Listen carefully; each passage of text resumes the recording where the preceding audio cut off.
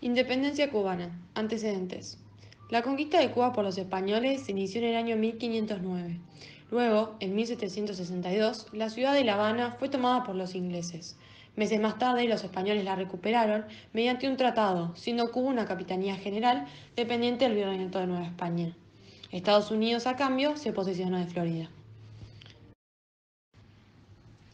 En 1841, la población cubana superaba ya 1,5 millones de habitantes. La isla albergaba una sociedad sumamente polarizada. Entre la oligarquía de terratenientes criollos y grandes comerciantes españoles y la gran masa esclava, subsistían las disímiles capas medias, integradas por negros y mulatos libres y los blancos humildes del campo y las ciudades. La esclavitud constituyó una importante fuente de inestabilidad social, no solo por las frecuentes manifestaciones de rebeldía de los esclavos, tanto individuales como en grupos, sino porque el repudio a dicha institución dio lugar a conspiraciones de propósitos abolicionistas. Además, desde finales del siglo XVIII, por primera vez en Cuba, un grupo de hombres nacidos en tierra cubana se preocuparon por el desarrollo económico del país. Ellos consideraban que para lograrlo era necesario hacer una serie de reformas en la política que seguía España en la colonia, por lo que se los conoce como reformistas. Ellos lograron conseguir para Cuba las siguientes: permitir la libre entrega de negros esclavos a Cuba durante 2 años, autorizar el libre comercio con algunos países y autorizar el desestanco del tabaco. Estas reformas beneficiaban considerablemente a los ricos terratenientes criollos, pues podrían producir grandes cantidades de azúcar al contar con suficiente mano de obra esclava para sus ingenios y podrían vender este producto a otros países. El desestanco del tabaco beneficiaba además a los productores pequeños. La rapaz y discriminatoria política colonial de España favoreció el desarrollo de otra corriente política que cifraba sus esperanzas de solución de los problemas cubanos en la anexión a Estados Unidos.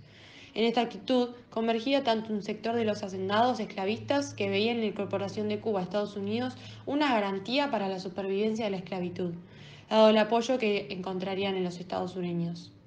Hacia 1868, la agudización de las contradicciones existentes en el país hace que el sector más revolucionario de los terratenientes cubanos se plantee la búsqueda de una salida por la vía independentista. El país estaba atravesando una crisis económica de la cual le iba a ser imposible salir de seguir siendo colonia de España.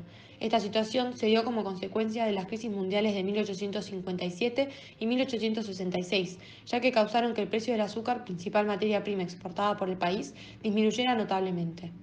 Sacudida también por los efectos de la crisis, trató de resolver sus dificultades a costa de sus colonias. Así, utilizó el presupuesto cubano en asuntos de interés propios, dejando completamente de lado las necesidades económicas de la isla. Desarrollo. Como consecuencia de la mala relación con España, en 1868 comienza la Guerra de los 10 Años, o como se le conoce también, Guerra Grande o Guerra del 68. Fue la primera de las 3 guerras de independencia ocurridas en Cuba en la segunda mitad del siglo XIX, con el objetivo de lograr la independencia. La guerra comenzó con el Grito de Yara, en una finca que pertenecía a Carlos Manuel de Céspedes, quien reunió a los independentistas cubanos listos a sublevarse y liberó a sus esclavos, invitándolos a unirse a su lucha, pronunciando el manifiesto de la Junta Revolucionaria de la isla de Cuba. Con esta primera acción se iniciaba el periodo revolucionario de guerras de independencia de Cuba. Diferente a las acciones de primera mitad del siglo, esta guerra tuvo un carácter anticolonialista, antiesclavista y de liberación nacional. Además, desde el punto de vista cultural, ayudó a que el nacionalismo se afianzara. Se luchó por el progreso de la economía y sociedad. En los primeros días de abril de 1869, se reunieron en el pueblo de Guaymaro Céspedes y 10 miembros de su consejo para organizar la formación de un gobierno nacional. Así fue que el 11 de ese mes quedó constituida la Cámara de Representantes y al día siguiente Céspedes fue elegido presidente de la República. Además, se hizo la primera constitución que regirá hasta 1878. Pero, a pesar del éxito de la invasión de Guantánamo del Ejército Libertador cubano, comenzaron a surgir divisiones dentro de los revolucionarios, que ocasionaron la destitución de Céspedes en 1873, quien un par de meses después murió en combate. En 1878 ocurrió el Pacto de San Juan, que dio fin a esta guerra. En este se fijaron las exigencias para la capitulación de las fuerzas cubanas y se franquearon las vías marítimas y terrestres para su libre movimiento. Los enfrentamientos continuaron, a pesar de todo, con la protesta de Baraguá el 15 de marzo de ese mismo año.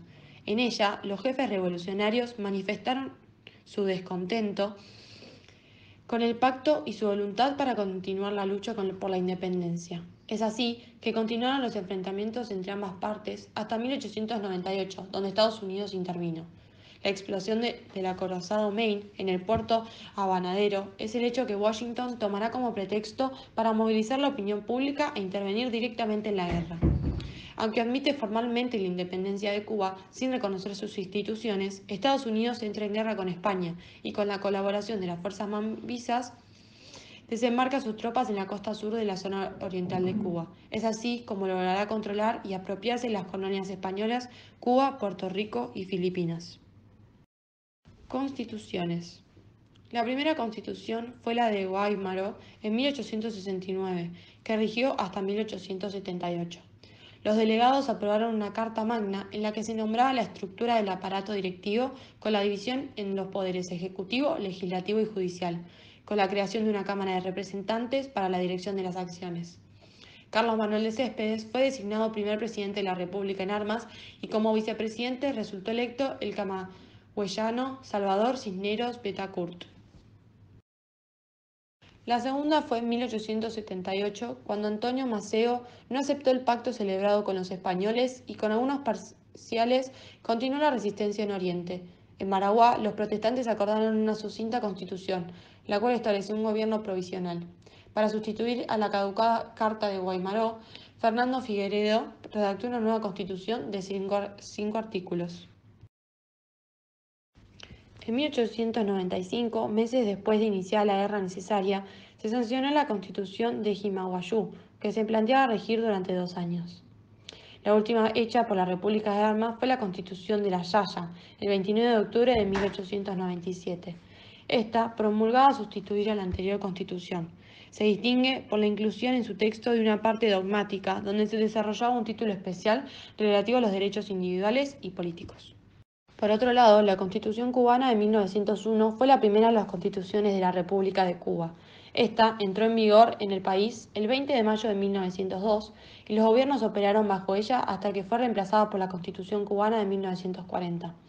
Fue adoptada por los delegados de la Convención Constituyente en febrero de 1901, pero los Estados Unidos, que mantenían ocupada militarmente la isla tras el fin de la Guerra de Independencia cubana, retrasaron su aprobación hasta que la Convención modificó la Constitución en junio para incorporar la enmienda Platt. Luego, en 1940, se reemplazó inspirándose en la Constitución española de 1931 y constaba de 286 artículos. Muchos de ellos se debieron a la influencia de una fracción comunista y otros delegados de corte izquierdista bajo la influencia de la Revolución Cubana de 1933. El 24 de febrero de 1976 fue proclamada la Constitución cubana aprobada mediante referéndum popular. Consagró la transformación de Cuba en un Estado socialista. Esta ha sido enmendada 3 veces, siendo la última el 26 de junio del 2002. Por último, el 2 de junio de 2018, la Asamblea Nacional de Cuba inició el proceso de redacción y promulgación de un nuevo proyecto de texto constitucional. El 21 de junio se discutió y aprobó el anteproyecto que fue sometido a debate popular y posteriormente el texto final fue aprobado en referéndum en febrero de 2019 y entró en vigor el 10 de abril. Cuba frente a la Primera Guerra Mundial.